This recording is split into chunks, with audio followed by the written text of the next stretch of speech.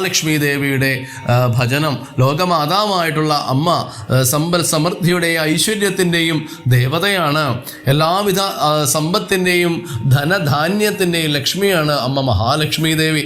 അപ്പോൾ ആ അമ്മയുടെ ഭജനം കൊണ്ട് തീർച്ചയായും നമ്മളിലുള്ള ധനം നമ്മൾ തന്നെ നിലനിൽക്കാനും അതുപോലെ തന്നെ നമുക്ക് വേണ്ട രീതിയിൽ വേണ്ടതുപോലെ അത് ഉപയോഗിക്കാനും ഒക്കെ ആ സമയത്ത് അമ്മയുടെ അനുഗ്രഹം ഉണ്ടാകുമ്പോൾ നമുക്ക് സാധിക്കും. അതിനു വേണ്ടിയിട്ട് വൈഷ്ണവ സുദർശനം ഈ വരുന്ന 108 ദിവസങ്ങളിലും ഇന്ന് 9ാമത്തെ ദിവസമാണ്. വളരെ വിശേഷപ്പെട്ട ഒരു നാമമാണ് നാം ജപിക്കുന്നത്.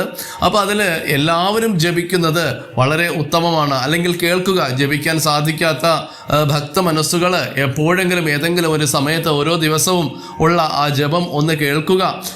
യാത്രയിലോ ഡ്രൈവിങ്ങിലോ എപ്പോഴെങ്കിലും സമയം ഉള്ളതുപോലെ തന്നെ, അല്ലെങ്കിൽ അടുക്കള ജോലി ചെയ്യുമ്പോഴോ ഒക്കെ അമ്മയുടെ ആ തിരുനാമം കേൾക്കുക. ഇനി ജപിക്കാൻ സാധിക്കുന്നവർ ജപിക്കുക. ഇനി